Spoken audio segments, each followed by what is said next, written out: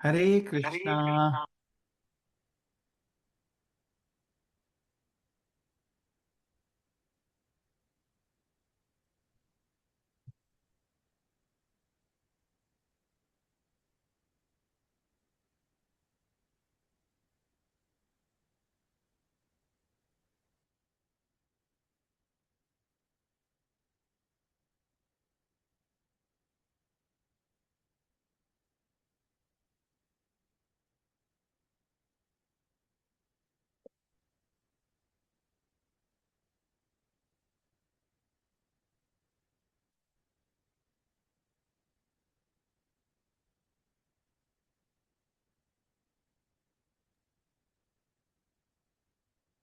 हरे Krishna dear devotees. सबको मेरी आवाज आ रही है? जी प्रभु जी। Okay great. ऑल राइट, तो हम स्टार्ट करते हैं। ओम अज्ञानतिमिरन्धस्य ज्ञानञ्जनाशलाकया चक्षुरुन्मिलितं येन तस्मै श्रीगुरुवे नमः। जय श्री कृष्णा चैतन्य प्रभु नित्यानंद श्री अद्वैत गदाधर शिवासादि गौर भक्त वृंद। हरे कृष्णा कृष्णा कृष्णा हरे हरे, हरे राम राम राम हरे हरे। मुखं करोति वाचालं पङ्गुं लङ्घयते गिरिं यत्कृपा तमहं वन्दे श्रीगुरुदीनतारिणे परमानंद माधवं श्री चैतन्य ईश्वरं। जय गुरुदेव जय Shri Hare Krishna. Thank you everyone for joining. Hare Krishna प्रभु जी। हरे कृष्णा। माता जी आपको मिस किया हमने लास्ट वीक। प्रभु जी, मैं शादी में गई हुई थी, मुझे मैं खुद बहुत मिस किया, मुझे 2 वीक। हाँ मैंने वही सोचा कि 2 वीक से आप नहीं आए। हाँ, 2 वीक शादी का प्रॉब हो गया, इसी वजह। नहीं तो मैं तो भगवत की क्लास की कभी नहीं मिस करना चाहती। नो प्रॉब्लम, अच्छा है आप ज्वाइन कर पाए आज। ओके, तो हम लोग स्टार्ट करते हैं और डिस्कस करते हैं कि क्या चल रहा है भगवत गीता में। कौन सा चैप्टर कर रहे हैं हम, किसी को याद है? प्रभु जी, चैप्टर 4। Chapter 4, yes. तो पहले 3 चैप्टर हमने कर लिए थे, चौथा चैप्टर चल रहा है। तो कौन चौथा चैप्टर में हमने जो जो अभी तक करा है कौन समराइज करेगा इसको? बड़े दिन हो गए अब चौथा चैप्टर स्टार्ट किए हुए। हर बार ही हम शुरू में बताते हैं कि क्या चल रहा है, तो कोई जल्दी से बता देगा क्या क्या वार्तालाप हो रही है कृष्ण अर्जुन के बीच में? प्रभु जी, थोड़ा थोड़ा मैं ट्राई कर सकती हूँ। बताइए माता जी। पहले तो पहले श्लोक में बोलते हैं श्री कृष्णा जी की मैंने ये योगा का नॉलेज दिया है विवासवान को, और फिर उन्होंने दिया है मनु को। तो अर्जुन पूछते हैं कि ऐसे कैसे पॉसिबल है कि आप तो उनसे छोटे हैं, फिर आपने कैसे उनको ज्ञान दिया। तो हम्म। उन्हें कहते हैं कि मैंने बहुत कई सारे जन्म लिए हैं, जो कुछ व्यक्ति जैसे अर्जुन खुद आप याद नहीं कर पा रहे, लेकिन मैं भगवान, मतलब मैं हमेशा, मैं हर जन्म में जब भी आया हूं तो मुझे याद रहा है।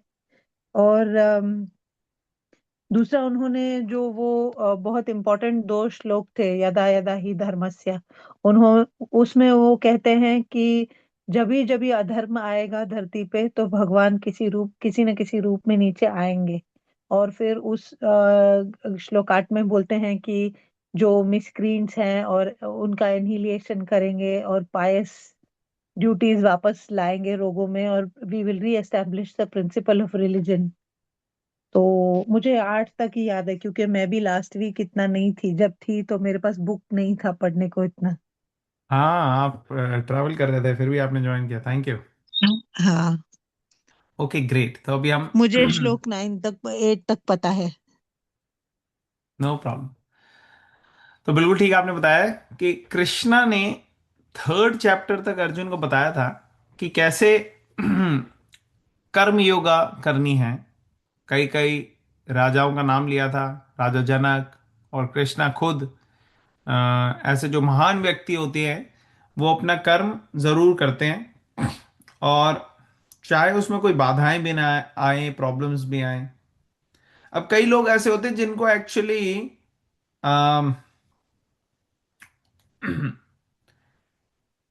बेसिक लेवल में काम करने की जरूरत नहीं है, जो कि आध्यात्मिक दृष्टि से बहुत ज्यादा एडवांस हो चुके हैं।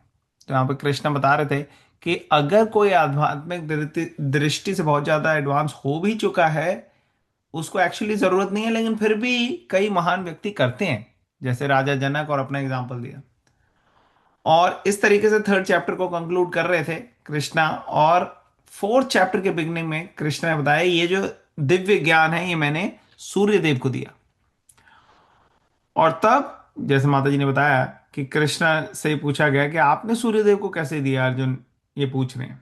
अब अर्जुन ये इसलिए नहीं पूछ रहे कि उनको लग रहा है कि शायद कुछ गलत कह रहे हैं कृष्णा, लेकिन एक तो समझने के लिए, और दूसरा बाकी लोगों को क्लैरिफाई होगा। हम लोग सब जो सुन रहे हैं भगवत गीता, कई सारे क्वेश्चन अर्जुन ने हमारे भी हाथ पे पूछे। तो यहाँ पे पूछा कि कैसे, और कृष्णा ने जवाब में बताया कि आपने और मैंने कई बार हम आए हैं, कई जन्म लिए हैं हमने, लेकिन भगवान के जन्म और हमारे जन्म में फर्क है। तो भगवान ने बताया कि आपको कुछ याद नहीं है, मुझे सब कुछ याद है। तो भगवान को क्यों सब कुछ याद रहता है? क्योंकि भगवान का शरीर जो होता है वो दिव्य होता है, वो भगवान शरीर नहीं चेंज करते। हमारा शरीर चेंज होता रहता है, भगवान अपने दिव्य शरीर में ही प्रकट होते हैं और अप्रकट हो जाते हैं। जैसे सूर्य हमें रात को नहीं दिखेगा, अप्रकट हो जाएगा, दिन में दिख जाएगा। तो उसी तरीके से भगवान जो हैं वो जब आते हैं तो हमें दिख जाते हैं, और जब नहीं आते तो चले जाते हैं। और इस तरीके से भगवान की लीलाएं होती हैं। भगवान बता रहे हैं कि कैसे धर्म की स्थापना करने के लिए आते हैं हर युग में, जब अधर्म बढ़ जाता है, और धर्म की स्थापना, दुष्टों का विनाश और साधुओं की रक्षा, इसके लिए आते हैं। और जो भगवान के जन्म और कर्म को समझता है, वो फिर ये जन्म के बाद, ये शरीर छोड़ने के बाद दोबारा उसको जन्म नहीं लेना पड़ता, उसको मोक्ष मिल जाता है। और मोक्ष एक्चुअली लोगों को पता नहीं है मोक्ष का डिटेल, मगर मोक्ष भी अलग अलग ग्रेड्स का होता है। तो हम चर्चा करेंगे, डिस्कस करेंगे इसके बारे में भी फ्यूचर में। तो भगवान बता रहे हैं कि कैसे ऐसे व्यक्ति जो जन्म मृत्यु के चक्र से बाहर आ गए हैं, जो भगवान की लीलाओं को समझ पाते हैं, भगवान के जन्म और कर्म को समझ पाते हैं, ऐसे लोग अ, वीत राग भया क्रोध, इन सब से दूर रहते हैं। भय, क्रोध, राग, इन सब से वो फ्री रहते हैं। ये सारी चीजें बड़ी प्रॉब्लम की हो सकती हैं अगर आप डरे हुए हो। फियर, एंगर, अटैचमेंट, ये सब चीजें बड़ी प्रॉब्लमैटिक हो सकती हैं, और इससे वो फ्री रहते हैं। क्यों? क्योंकि वो भगवान में एब्जॉर्ब्ड रहते हैं, भगवान के कर्म में, भगवान की लीलाओं में, भगवान के जो रूप है भगवान का, भगवान से रिलेटेड चीजों में रहते हैं और भगवान की शरण लेते हैं। और इस तरीके से वो पूरी तरह से शुद्ध रहते हैं, और भगवान के साथ उनका संबंध इतना स्ट्रांग हो जाता है कि प्रेम का रिलेशनशिप पूरी तरह से एक्सपीरियंस कर पाते हैं। फिर भगवान बता रहे हैं कि कैसे, जिस तरीके से कोई भगवान की तरफ बढ़ता है, भगवान की तरफ, भगवान का शरण लेता है, उसी तरह से भगवान रेसिप्रोकेट करते हैं। अगर कोई, हमने लास्ट वीक डिस्कस किया था कि अगर कोई भगवान की तरह बढ़ता है सिर्फ इसीलिए क्योंकि उनको सुख संपत्ति चाहिए, उनको चाहिए कि कष्ट मिट जाए जो भी है हमारा, तो भगवान उसी लेवल पर रेसिप्रोकेट करते हैं। लेकिन अगर कोई भगवान के साथ स्ट्रॉन्ग संबंध बनाना चाहता है, प्रेम का, तो भगवान वैसे रेसिप्रोकेट करते हैं। जनरली लोगों की टेंडेंसी कैसी होती है, वो अब भगवान 12th श्लोक में बताएंगे। तो हम 12th से डिस्कस करते हैं, ठीक है।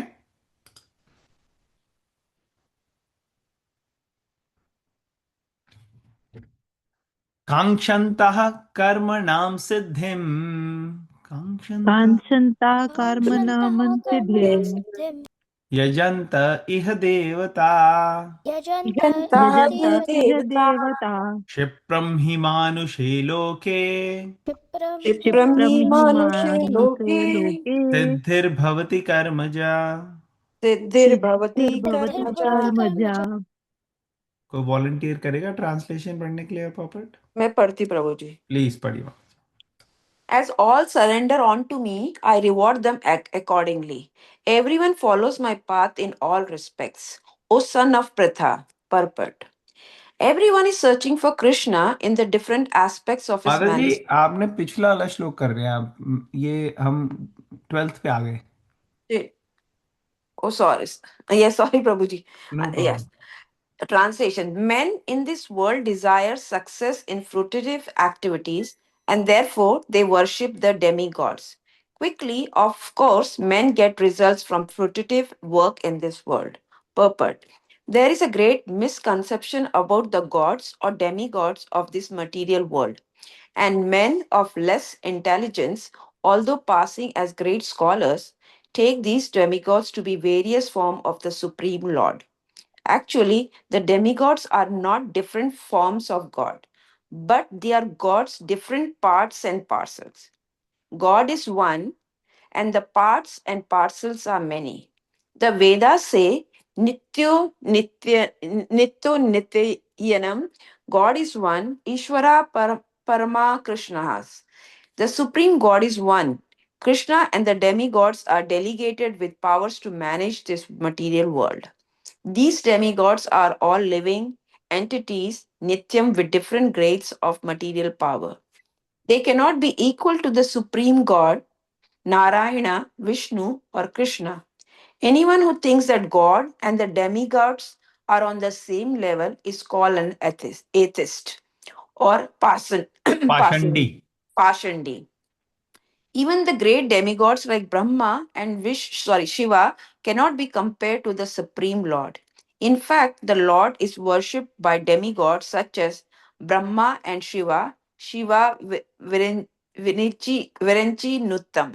Yet curiously, curiously enough, there are many human leaders who are worshipped by foolish men under the misunderstanding of anthropomorphism or zoomorphism.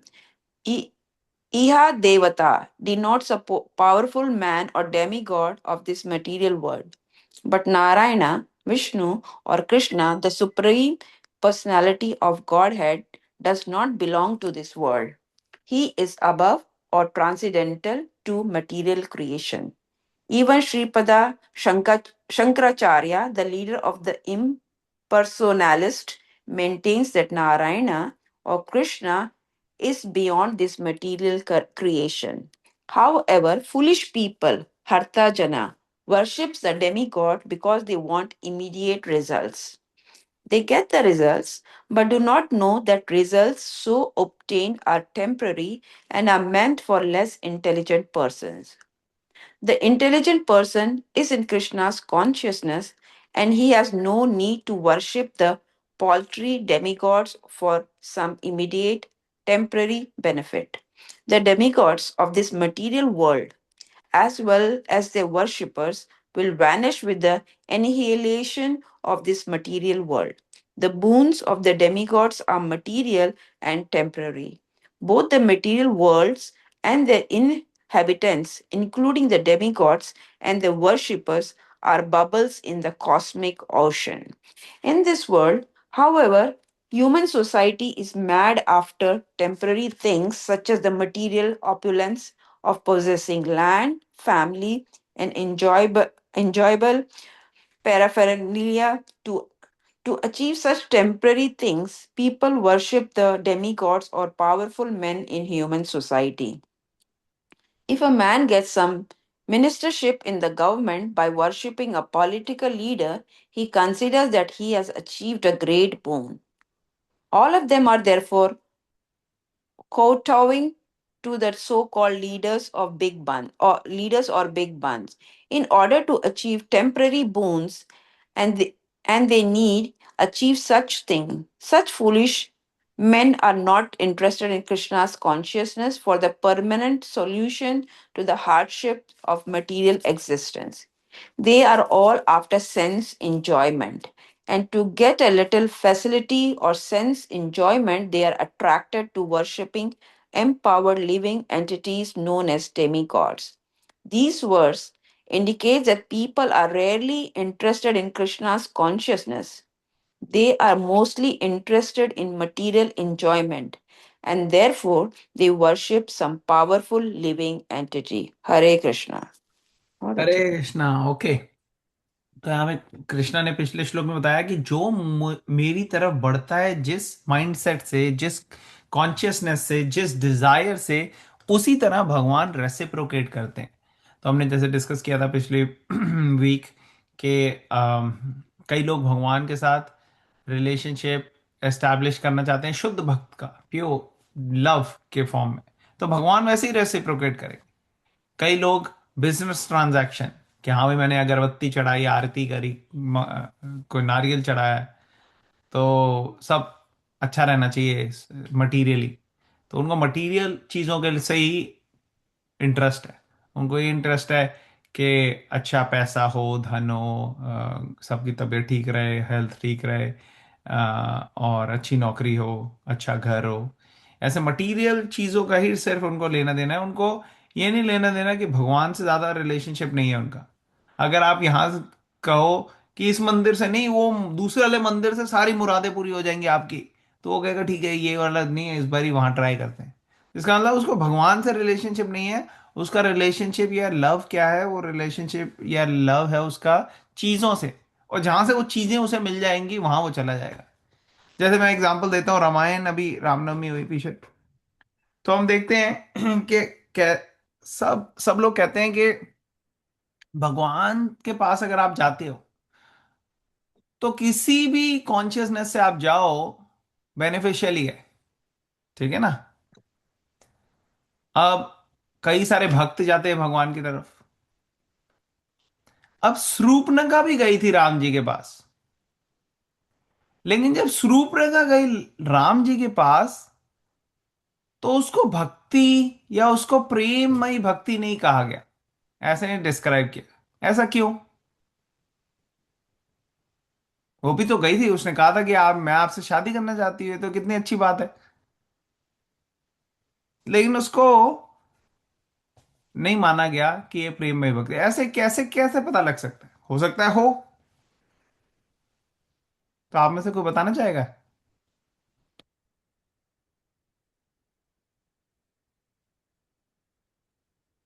समझ में आया? किस किस किस को क्वेश्चन समझ में आ गया है? कोई है यहाँ पे जिसको सवाल समझ में आया है कि रिपीट करो? रिपीट ही कर दीजिए प्रभु जी एक और। रिपीट ही कर दूं? अच्छा ठीक है। तो मैं ये कह रहा था हाँ। कि जैसे कई लोग जाते हैं भगवान के पास, ठीक है, यस। और हम कहते हैं जो भी भगवान के पास जा रहा है भाई अच्छी बात है, लेकिन ये पैसा कैसे चलेगा कि वो प्रेम के लिए जा रहा है भगवान के पास कि नहीं? जब शूर्पणखा भी गई भगवान के पास, तो उसको ऐसे नहीं कहा गया कि ये प्रेममयी भक्ति की वजह से गई है। ऐसा क्यों? क्योंकि शूर्पणखा गई थी। एक मिनट, आप रहने दो, आप रहने दो, पहले बाकी से कर लेते हैं हम बात।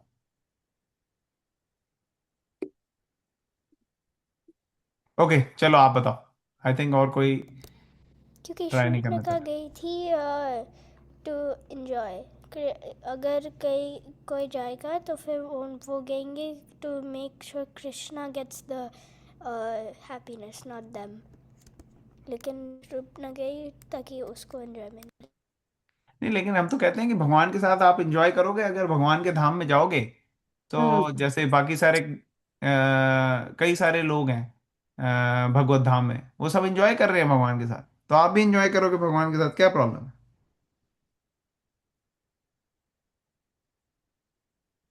लेकिन she was more interested in attracting भगवान Ram's attention, no she was, वो हाँ।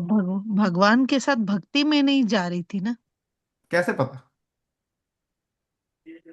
तो जब उनका नहीं हुआ, जब उनको भगवान राम ने और लक्ष्मण ने मॉक किया या रिजेक्ट किया, तो तभी तो उन्होंने फिर अपने भाई को समझाया ना कि भाई, या आकर्षित किया कि आप सीता को लो।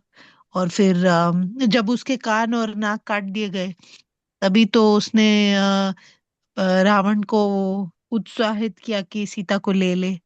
Okay, okay, good point. और कोई?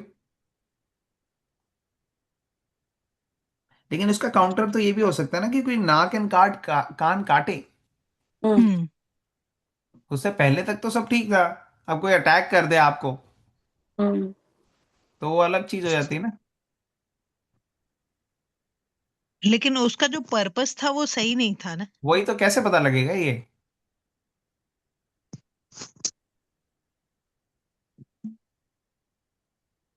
हम्म, आप लोगों ने एक्चुअली, सब लोगों ने अच्छे अच्छी बातें बताई। देखो जैसे मैं एग्जांपल दे रहा था कि अगर भगवान से प्यार होता है ना तो उसके लक्षण होते हैं।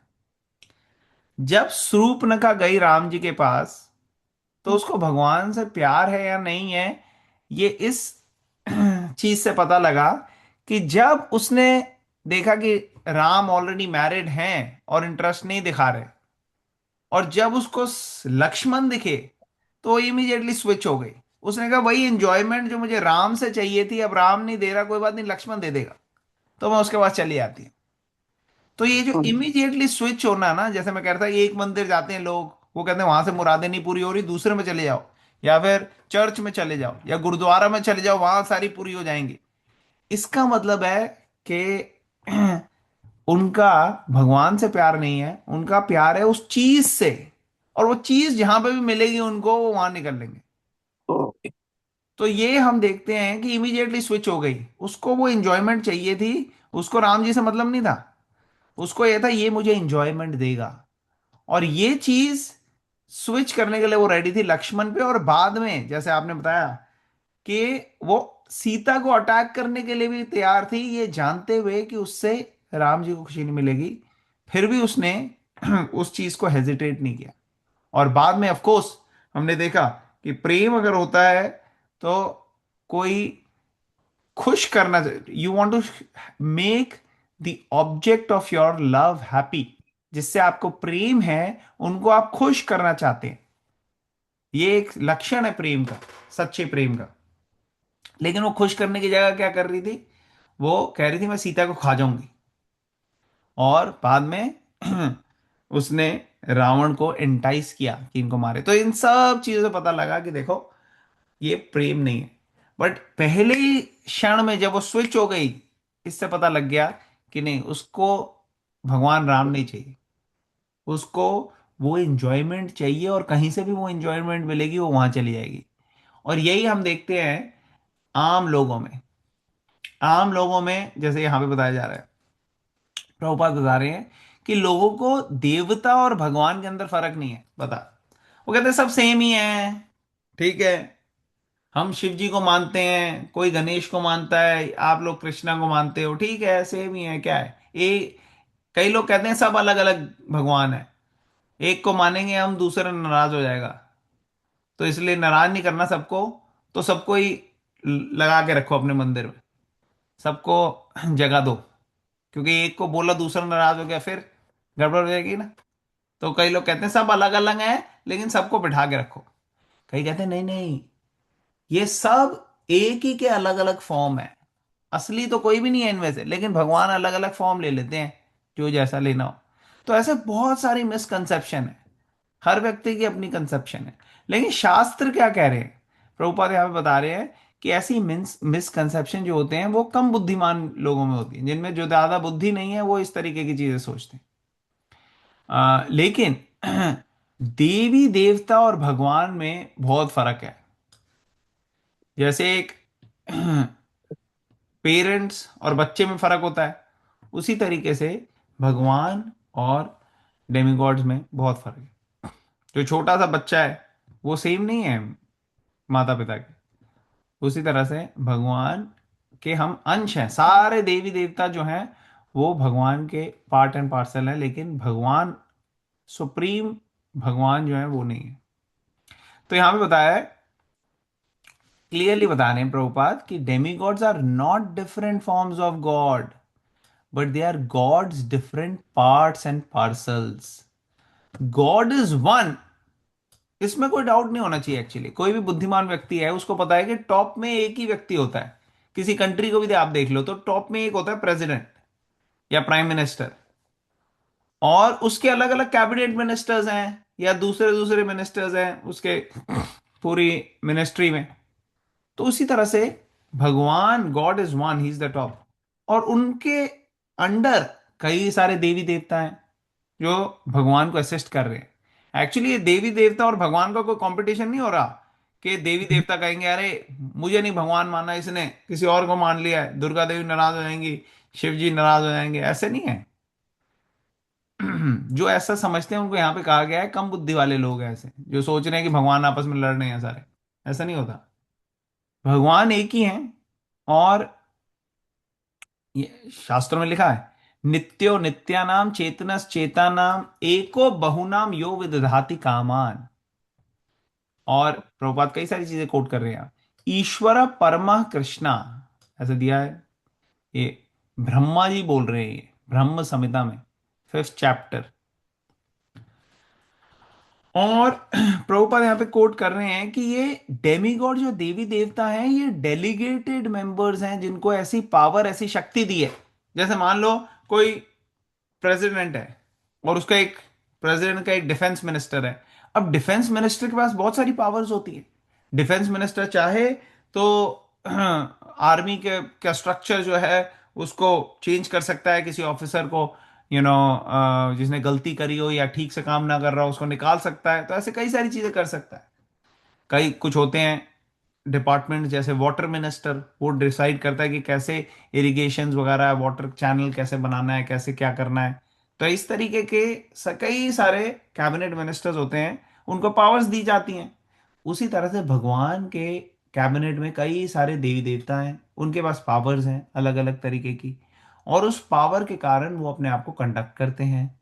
ऐसे कई सारे जीव हैं, लिविंग एंटिटीज हैं जो भगवान के भक्त हैं, और ऐसे भक्तों को चूज किया जाता है देवी देवता बनने के लिए। आप भी कल को बन सकते हो देवी देवता, अगर आप बहुत सारे अच्छे पायस कर्म करते हो, या भगवान की भक्ति में आप प्योर भक्ति नहीं कर रहे, लेकिन आपको भक्ति करने के साथ साथ दूसरी चीजों में भी इंटरेस्ट है कि मैं भगवान की सेवा, तो उसमें आपको ऐसी मिल सकती है पोजीशन। जैसे इंद्रदेव जो हैं, उन्होंने 100 अश्वमेध यज्ञ किए, तो वो प्रिलिमिनरी क्वालिफिकेशन होती है कर्ण बनने के लिए इंद्र। और एक अश्वमेध यज्ञ भी आज कर नहीं सकते, क्योंकि उसके अंदर जो पूरा प्रोसेस है, वो कलयुग में कई सारी सामग्री, कई सारे मंत्र, लोगों को नॉलेज, ब्राह्मण ऐसे अवेलेबल ही नहीं है जिनसे आप कर सकते। और एक एक यज्ञ पहले के युगों में भी करने के लिए पूरी लाइफ टाइम लग जाती थी राजा की, तो इसलिए एक अश्वमेध यज्ञ करना भी बहुत मुश्किल होता था, लेकिन 100 इंद्रदेव ने किए ऐसे। तो एनीवेज, यहाँ पे बताया जा रहा है कि अलग अलग देवी देवताओं के को अलग अलग पावर मिलती है, अलग अलग ग्रेड की पावर मिलती है। और सुप्रीम जो है वो नारायण, कृष्णा, विष्णु, ये सब है।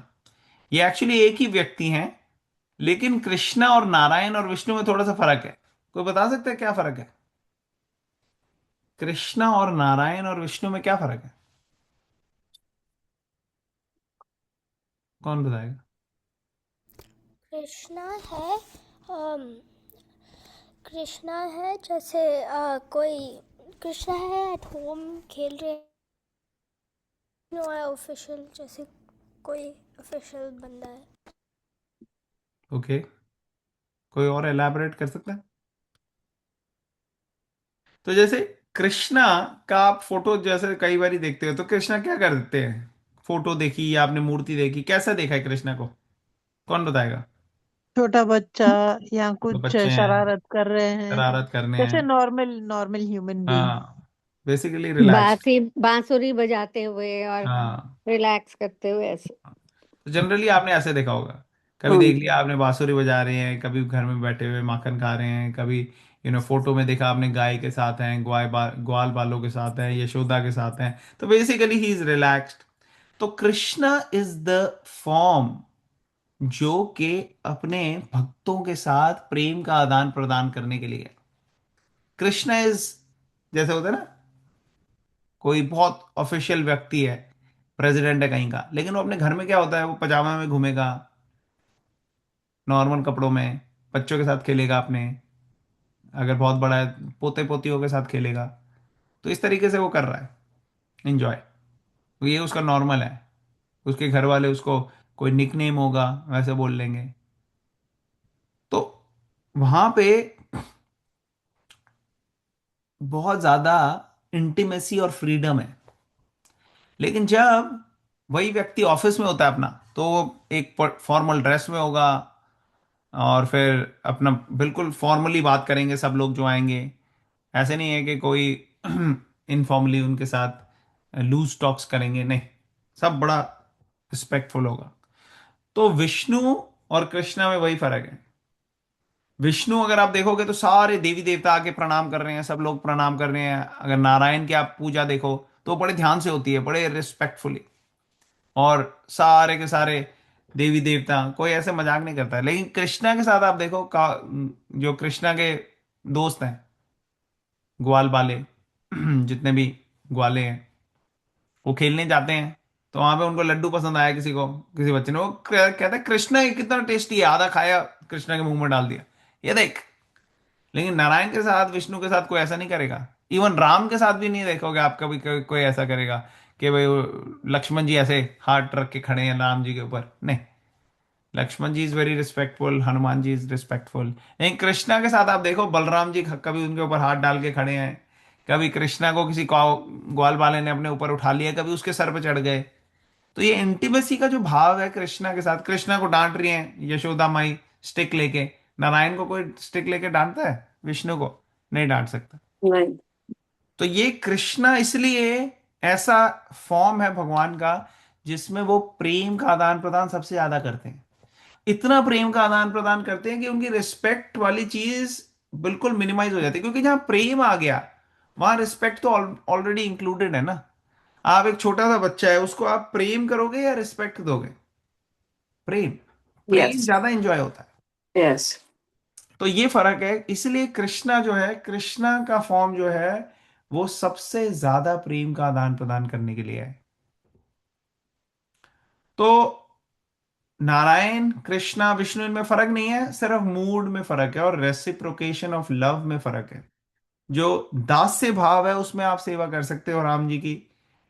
जो नारायण और विष्णु है उनकी भी सेवा आप ऐसे कर सकते हो। लेकिन आप वात्सल्य, पेरेंटहुड के रूप में कैसे करोगे, माधुर्य के रूप में आप कैसे करोगे, लवर, वो सब कृष्णा के साथ ही सबसे ज्यादा हो सकता है। तो देवी देवता और भगवान तो बिल्कुल ही अलग हैं। लेकिन विष्णु, नारायण, कृष्णा, उनके भी मूड में फर्क है। और जो ग्रेटेस्ट डेमी गॉड्स हैं जैसे ब्रह्मा जी, शिव जी, वो भी एक्चुअली भगवान के जैसे सेम नहीं है। हमने अवतारों का जब हमने पावर पॉइंट लिया था अवतार टॉपिक का रिसेंटली, उसमें हमने क्या बताया था? ब्रह्मा, विष्णु, महेश, ये हैं अवतार, लेकिन एक गुणा अवतार है। ठीक है ना? ये सेम नहीं है कृष्णा और विष्णु के, फर्क है दोनों में। लेकिन अलग अलग सतोगुण, रजोगुण, तमोगुण, mode of passion, mode of ignorance, mode of goodness, इन तीनों को सुपरवाइज कर रहे हैं ब्रह्मा, विष्णु, महेश। ठीक है ना? और फिर आगे प्रभुपाद बता रहे हैं यहां पे एंथ्रोपोमॉर्फिज्म और जूमॉर्फिज्म। ये क्या होता है? ये कौन सी बीमारी है? एंथ्रोपोमॉर्फिज्म और जूमॉर्फिज्म। एंथ्रोपोमॉर्फिज्म मींस लोग अपने आप ही भगवान को एक पर्टिकुलर फॉर्म दे देते हैं। एंथ्रोपोमॉर्फिज्म का मतलब होता है भगवान को इंसानों का फॉर्म दे दिया। या फिर जूमॉर्फिज्म होता है भगवान को जानवरों का फॉर्म दे दिया। तो कई लोग स्पेक्यूलेट करके देते हैं, जो कि गलत है। लेकिन जो शास्त्रों में लिया गया है, दिया गया है, उसको मानना चाहिए। अगर उसको कोई मानता है तो ये सही है। लेकिन कई बारी कई लोग जिनको, जो एथीस्ट हैं, जिनको पता नहीं है इस बारे में, जो इसकी नॉलेज नहीं जानते, वो लेबल कर देते हैं कि ये तो एंथ्रोपोमॉर्फिज्म है, कि आपने कृष्णा का ह्यूमन फॉर्म दे दिया क्योंकि हमारे दो हाथ दो पैर हैं, इसलिए तुमने कहा भगवान के भी होंगे, चलो ठीक है ये ऐसा फॉर्म दे दें। बट ऐसा नहीं है। भगवान जो है उनके बारे में डिटेल में शास्त्रों में दिया होता है, उस हिसाब से हम भगवान के बारे में जानकारी हासिल करते हैं। फॉर्म नहीं दिया, किसी ने बना के नहीं दिया ये फॉर्म। एक्चुअली बाइबल में भी बताया गया है, हमने पहले भी डिस्कस किया था कि God has created man in his own image. तो हमें जो शरीर दिया गया वो एक्चुअली भगवान की खुद की इमेज, भगवान की खुद की जैसी है, वैसा शरीर हमें दिया गया है। जैसे कोई बच्चा होता है तो उसको देखते हैं, वो कहते हैं ओ ये तो बिल्कुल पापा पे गया है या बिल्कुल मम्मी पे गया है। कभी हम पापा मम्मी को देख के नहीं कहते ओ ये तो बिल्कुल बच्चे पे गई है या वो बच्चे पे गया है, नहीं।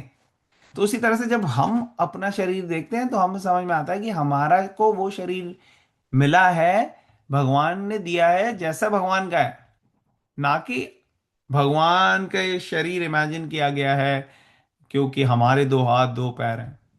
सबको पॉइंट समझ में आ गया ना? हाँ। क्लियर हो रहा है सबको? जी प्रभु जी। कोई कंफ्यूजन तो नहीं हो रही? नहीं नहीं ओके। प्रभु जी, नहीं नहीं। क्लियर हो रहा है। Okay great. तो यहाँ हाँ। पे आगे बताया गया है यह देवता डिनोट्स अ पावरफुल मैन और डेमी गॉड। अब हम आजकल देखते हैं कि अगर किसी को अपना कोई काम निकलवाना होता है तो कॉन्टैक्ट्स लगाता है, कोई बड़े बड़े मिनिस्टर्स या बड़े बड़े पावरफुल लोगों के पास, इंडस्ट्रियलिस्ट के पास जाता है कि भाई नौकरी दे दो, कुछ कर दो। तो बेसिकली उनको खुश करने की कोशिश करते हैं कि नहीं नहीं प्लीज हमारे को नौकरी दे दीजिए, या जो भी उनका फेवर चाहिए उस तरीके से वो करते हैं। बेसिकली जब देवी देवताओं के पास लोग जा रहे हैं तो वो भी इसीलिए जा रहे हैं, वो ये सोच के जा रहे हैं कि हाँ हमें जल्दी से रिजल्ट मिल जाएगा, हम थोड़ा मक्खन वक्खन लगा देते हैं देवी देवताओं को और उनसे हासिल कर लेते हैं। ये सही अप्रोच नहीं है। ये अप्रोच दिया है शास्त्रों में, लेकिन इसको हाईएस्ट अप्रोच नहीं कहा गया। इस अप्रोच को कहा गया है कर्म कांड। मतलब कि आप कर्म, ऐसे कर्म करने की कोशिश कर रहे हो जिससे आपको मटेरियल चीजें मिल जाएं। और कई सारे सेक्शंस हैं भगवत गीता में जहाँ पे कृष्ण इस बारे में बताते हैं कि देवी देवताओं की वर्शिप जो करते हैं वो एक्चुअली भगवान के ही कोई वर्शिप करने की कोशिश कर रहे हैं, लेकिन गलत तरीके से, उस तरीके से नहीं करना। कई जगह ऐसे भी देखा है कि वो कम बुद्धिमान व्यक्ति हैं, उनको प्रोसेस ये फॉलो करना चाहिए ऐसे करके, क्योंकि भगवत गीता हाईएस्ट साइंस है। ये पूरे के पूरे शास्त्रों को, वेदों को आपको क्रीम, उसका जो एसेंशियल चीजें हैं वो बता रही। ठीक है। फिर आगे प्रभुपाद लिख रहे हैं यहाँ पे श्रीपाद शंकराचार्य के बारे में बता रहे हैं। आप में से किसी को पता है शंकराचार्य कौन है? शिवा। कोई बता सकता है शंकराचार्य कौन है? शिवा। ओके, और कोई? कौन बताएगा शंकराचार्य? कभी नाम सुना है किसी ने? नाम तो सुना है प्रभु जी, हाँ तो सुना है, ओके। नाम सुना है। ओके। तो शंकराचार्य एक आचार्य आए, 1000 साल से भी पहले की बात है। भारत धरती पे आपको पता है बहुत सारे आचार्य आए हैं, बहुत सारे ग्रेट पर्सनालिटीज आए हैं। तो शंकराचार्य जो है वो बुद्धिज्म बहुत फैल गया था तब आए। और बुद्धिज्म को फैलाया किसने था? लॉर्ड बुद्धा। और लॉर्ड बुद्धा किस लिए आए? लॉर्ड बुद्धा जो है वो विष्णु जी का ही इनकारनेशन है। वो इसलिए आए क्योंकि वेदों को मिसअंडरस्टैंड करके लोग बहुत ज्यादा एनिमल किलिंग कर रहे थे। वेदों कह रहे थे नहीं, वेदों में लिखा है बलि चढ़ाना, और इस नाम से एक्चुअली बहुत सारे एनिमल्स को किल कर रहे थे। और बुद्धा है, उन्होंने कहा कि आप बेसिक चीजें करो, नॉन वायलेंस, ट्रूथफुलनेस, ऐसे करके माइंड को कैसे पीसफुल बनाना है। और उन्होंने कहा आप वेदों को छोड़ो, आप जो मैं कह रहा हूं वो सुनो। तो ऐसे कई सारे लोग जो हैं वो इनसे इन्फ्लुएंस हुए। लेकिन शंकराचार्य जो आए, उनका मकसद था लोगों को वापस वेदों की तरफ डायरेक्ट करना। तो शंकराचार्य ने कहा कि आपको एक्चुअली वेदों की तरफ डायरेक्ट करना चाहिए, और कई बहुत सक्सेस मिला। इसलिए आप देखते हो बुद्धिज्म एक टाइम पे इंडिया से बिल्कुल बाहर चला गया था। अभी धीरे धीरे फिर आ रहे हैं बुद्धिस्ट लोग, क्योंकि हमारे हिंदू लोग जो हैं वो वेदों को ठीक से समझ नहीं पा रहे। तो बुद्धिज्म हम देखते हैं आजकल कुछ बुद्धिस्ट आ रहे हैं, बट पहले एक टाइम पे बहुत मिनिमम हो गया था इंडिया के अंदर। और शंकराचार्य उन्होंने सबको वेदों की तरफ रिफ्लेक्ट करने के लिए कहा, लेकिन जो उन्होंने फिलॉसफी दी ना, उसको एक्चुअली वो कंप्लीट फिलॉसफी नहीं थी। और शंकराचार्य जो आए, वो एक्चुअली लॉर्ड शिवा का इनकारनेशन है एक्चुअली। और लॉर्ड शिवा बताते हैं इस बारे में, शास्त्रों में लिखा हुआ है कि मैं कलयुग में आऊंगा। और कलयुग में क्यों आऊंगा? मैं सेपरेट करने आऊंगा भगवान के भक्तों को दूसरे लोगों से। तो जो भगवान के भक्त हैं, वो शंकराचार्य की फिलॉसफी को समझ लेते हैं कि ये इनकम्प्लीट है, ये फिलॉसफी जो है पूर्ण रूप से कंप्लीट नहीं है। आजकल शंकराचार्य की फिलॉसफी जो है, श्रीपाद शंकराचार्य जो आदि शंकर है, जो कि कई हजार साल से ही पहले आए थे, उनकी फिलॉसफी को आज काफी गलत तरीके से समझा जाता है। वो समझते हैं कि भगवान एक शक्ति है और आप भगवान में विलीन होकर खुद भगवान बन सकते हो। तो ये एक्चुअली सही अंडरस्टैंडिंग नहीं है शास्त्रों की। और इसलिए हम शंकराचार्य के द्वारा लिखी हुई चीजें, वो बाकी आचार्य कैसे उसके बारे में बोलते हैं, उससे हम डिसाइड करते हैं कि वो चीज एक्सेप्टेबल है कि नहीं। जैसे रामानुजाचार्य, मध्वाचार्य, चैतन्य महाप्रभु और कई सारे आचार्य जो उनके बाद आए, विश्वनाथ चक्रवर्ती ठाकुर, बलदेव विद्याभूषण, और हमारे शिला प्रभुपाद ने उन सब आचार्यों की पढ़ के हमें कंक्लूसिव अंडरस्टैंडिंग दी है। और प्रभुपाद जी यहाँ पे क्या बता रहे हो, कह रहे हैं शंकराचार्य भी ये कहते थे कि नारायण और कृष्णा जो है वो इस मटेरियल क्रिएशन के बियॉन्ड है, मतलब वो बाकी लोगों के जैसे नहीं है। तो मूर्ख लोग ये सोचते हैं कि देवी देवता और कृष्ण एक जैसे हैं, मगर कई बड़े बड़े आचार्यों ने बताया कि कृष्णा और विष्णु और नारायण वो अलग है। वो इस पूरे सृष्टि में सेम नहीं है, अलग है। और जो भी देवी देवताओं के साथ पूजा करके अट्रैक्शन या अटैच होते हैं, वो एक्चुअली देवी देवताओं के धाम में जाएंगे। धाम कहाँ है उनका? वो मटेरियल वर्ल्ड में ही है उनका धाम। मटेरियल वर्ल्ड से बाहर नहीं आ सकते, फिर आप जन्म मृत्यु के चक्र से बाहर नहीं आओगे अगर आप देवी देवताओं की पूजा करोगे। और जो कम इंटेलिजेंट व्यक्ति है वो करते हैं, लेकिन जो ज्यादा इंटेलिजेंट है वो भगवान कृष्ण की भक्ति करते हैं। क्यों करते हैं? क्योंकि वो परमानेंट है, और जो देवी देवता है वो भी तो भगवान के कृष्ण की पूजा कर रहे हैं। तो परमानेंट बेनिफिट होता है। और जब देवी देवता देखते हैं कि आप भगवान की भक्ति कर रहे हो, तो वो ज्यादा खुश होते हैं। जैसे हनुमान जी देखते हैं कि आप उनसे आगे चीजें ना मांग के बल्कि भगवान राम की सेवा कर रहे हो, तो हनुमान जी ज्यादा खुश होते हैं। वरना लोग क्या करते हैं, वो हनुमान मंदिर में जाके भगवान हनुमान जी से कहते हैं हमें चीजें दे दो। हनुमान जी कहते हैं मैंने तो अपनी जिंदगी राम जी को दे दी, और आप चीजें मांग रहे हैं मुझसे। तो ये जो है, हमें थोड़ा ध्यान देना चाहिए जब हम जाते हैं कि किस मूड से हम रिस्पेक्ट दे रहे हैं देवी देवताओं। देवी देवताओं को रिस्पेक्ट तो बिल्कुल देनी चाहिए, लेकिन इस मूड से देनी चाहिए कि ये भगवान के भक्त हैं, जो कि बहुत एडवांस और पावरफुल हैं। उनसे आशीर्वाद लेना चाहिए, उनको प्रणाम करना चाहिए, उनकी रिस्पेक्ट करनी चाहिए। लेकिन ये नहीं समझना चाहिए कि वो और भगवान सेम है। ठीक है? तो वो कंफ्यूजन नहीं होनी चाहिए।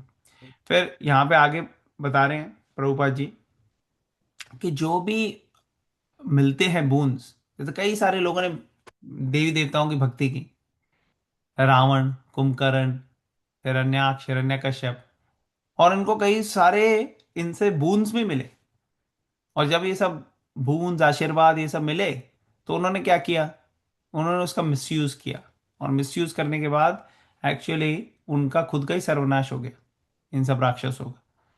तो ऐसे कई सारे लोग जो हैं वो मटेरियल चीजों के पीछे पड़ के देवी देवताओं की पूजा करते हैं। उनको पता है शिव जी का नाम क्या है, आशुतोष, मतलब बड़ी जल्दी वो खुश हो जाते हैं। तो खुश होके बड़े सारे वो बेनेडिक्शंस भी दे देते हैं। भस्मासुर, वो खुश करा उसने शिव जी को, और मांगा कि ये बूंद मांगा कि मैं जिसके ऊपर भी हाथ में रखूं वो भस्म हो जाए।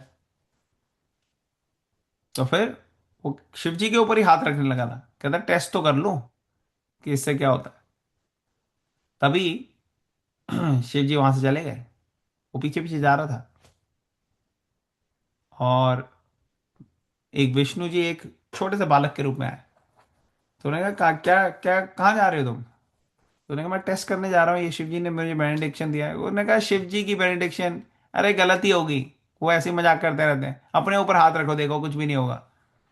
तो उसने कहा अच्छा हाँ ये अच्छा आइडिया, मैं अपने ऊपर, उसने अपने ऊपर हाथ रखा, वो भस्म हो गया।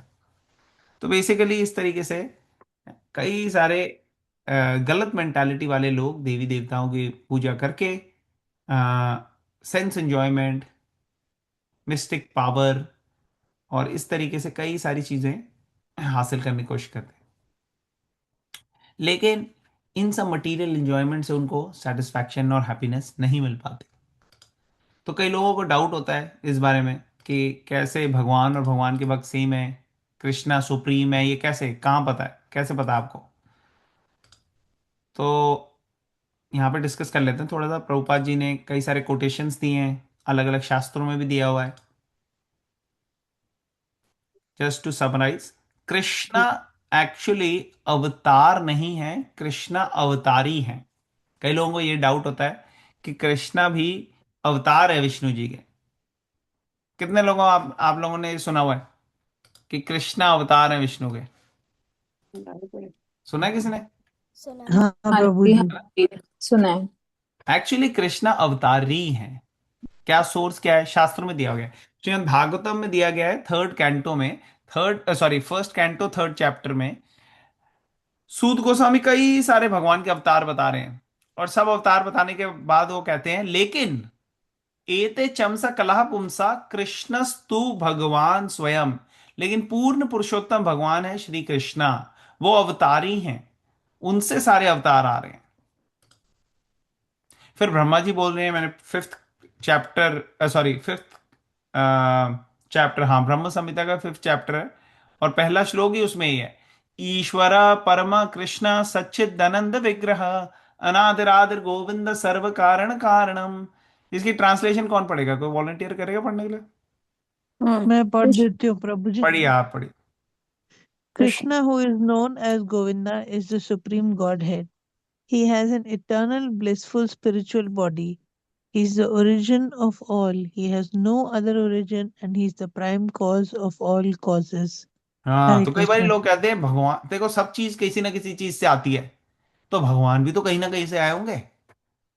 तो लोग सोचते हैं हाँ देखो कितनी समझदारी वाली बात करी।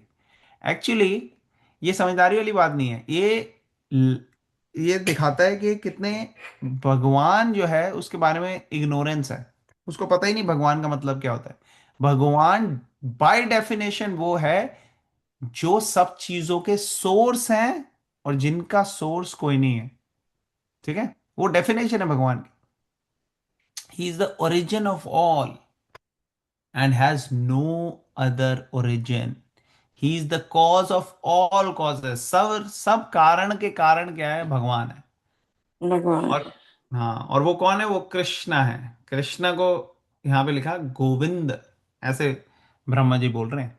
और उनका शरीर कैसा है? उनका शरीर नश्वर नहीं है, मतलब हमारा तो शरीर नष्ट हो जाता है, लेकिन भगवान का नहीं है ऐसा। भगवान का जो है वो है शाश्वत, इटर्नल, ब्लिसफुल, दिव्य, स्पिरिचुअल है, सच्चिदानंद है उनका शरीर। और विष्णु, नारायण, कृष्णा, वराह, नरसिम्हा, ये सब इतने सारे भगवान के जो फॉर्म्स हैं, ये सारे सारे इटर्नल है। ये ऐसे नहीं कि आए और खत्म हो गए, अब नरसिम्हा है ही नहीं, नहीं नहीं, ये हमेशा है। जिस तरीके से भगवान, लेकिन सबसे पहले हम कहते हैं कि सोर्स हैं भगवान कृष्ण। और जिस तरीके से एक कैंडल से दूसरी कैंडल जली, तीसरी कैंडल जली, चौथी कैंडल जली, लेकिन ओरिजिनल कैंडल ओरिजिनली रहती है, उसी तरह से भगवान कृष्णा जो है वो सोर्स हैं जिनसे सारे एक्सपेंशंस और अवतार्स जो हैं वो आते हैं। हालांकि सब इटर्नल है, ऐसा नहीं कि कभी किसी टाइम पे निकले थे वो, नहीं, सब इटर्नल है। लेकिन समझने के लिए ये बताया जाता है क्योंकि हम ऐसे टाइम पीरियड में रहते हैं जहां पे हम इतने कंडीशनड हैं ये सोचने के लिए कि हर चीज टाइम के थ्रू कंट्रोल हो रही है। लेकिन भगवान टाइम के थ्रू कंट्रोल नहीं होते, वो बियॉन्ड टाइम है, टाइम का लागू नहीं होता। तो जब टाइम का लागू ही नहीं होता तो वो, उनके कोई सोर्स नहीं होते भगवान के। और हमने ये डिस्कस कर लिया कृष्णस्तु भगवान स्वयं। और फिर ईश्वर मीन्स कंट्रोलर। सुप्रीम ईश्वर मीन सुप्रीम कंट्रोलर, भगवान 100% सुप्रीम है। देवता क्या है? देवताओं को एक पर्टिकुलर पर्पस के लिए शक्तियां दी गई हैं भगवान द्वारा, लेकिन वो आम लिविंग एंटिटीज है। जो बाकी जीव हैं वैसे हैं। अब हमसे बहुत ज्यादा शक्तिशाली, बहुत ज्यादा पावरफुल हैं। ब्रह्मा जी ने इतने सारे वरदान दिए, शिव जी ने इतने सारे वरदान दिए, लेकिन हम नहीं दे सकते। लेकिन हम्म। फिर भी वो जीव हैं, उनको ये पावर्स दी हुई हैं। शिव जी नहीं है जीव, ब्रह्मा जी जीव हैं। शिव जी जो है वो उनका स्पेशल रिलेशनशिप है, स्पेशल तत्व है, वो हम डिस्कस करेंगे आगे। तो लॉर्ड ब्रह्मा जी जीव तत्व है। लॉर्ड शिवा जो है वो स्पेशल ट्रांसफॉर्मेशन है विष्णु जी का। और ब्रह्म संहिता में बोला गया है कि दोनों के दोनों भगवान कृष्ण को ही प्रेम कर रहे, प्रे कर रहे हैं। तो भगवान शिव जी का क्या है? विष्णु जी जो सृष्टि है उसके साथ डायरेक्ट संपर्क में नहीं आते, वो हमेशा अनटच्ड रहते हैं। लेकिन उनका जो एस्पेक्ट सृष्टि के टच में आता है वो एक्चुअली लॉर्ड शिवा है। और जिस तरीके से दूध टच में आता है एक पर्टिकुलर सब्सटेंस, सार सब्सटेंस से, और दूध जो है वो दही में ट्रांसफॉर्म हो जाता है। दही में थोड़ा खट्टा डालते हैं, दूध में खट्टा डालते हैं तो वो दही बन जाता है।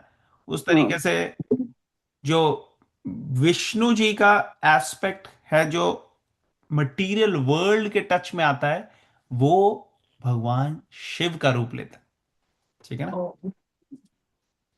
तो भगवान शिव जो है वो कभी शरीर चेंज नहीं करते। ब्रह्मा जी चेंज करते हैं, सारे देवी देवता करते हैं, लेकिन Lord Vishnu and Lord Shiva, Krishna, ये सब कभी चेंज नहीं करते अपना शरीर। ठीक है? तो वो स्पेशल सिचुएशन याद रखना।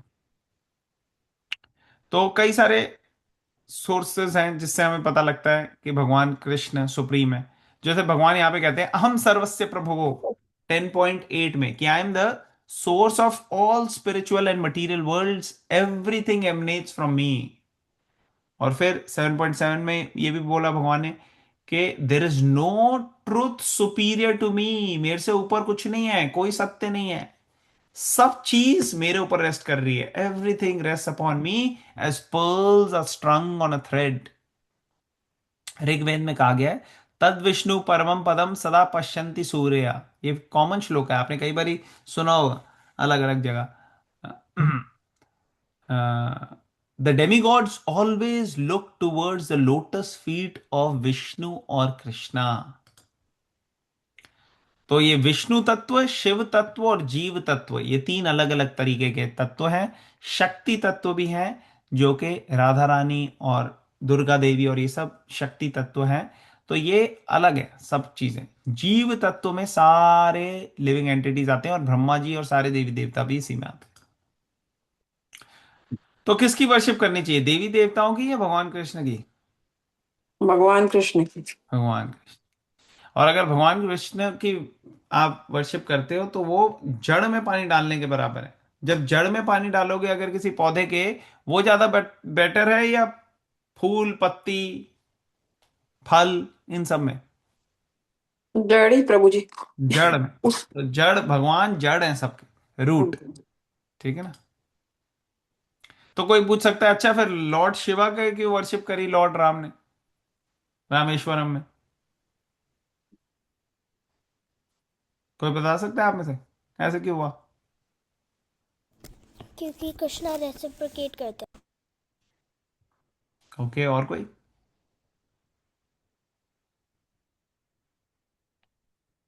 रावण की पूजा इसलिए की राम जी ने क्योंकि शिवा की पूजा, रावण की नहीं।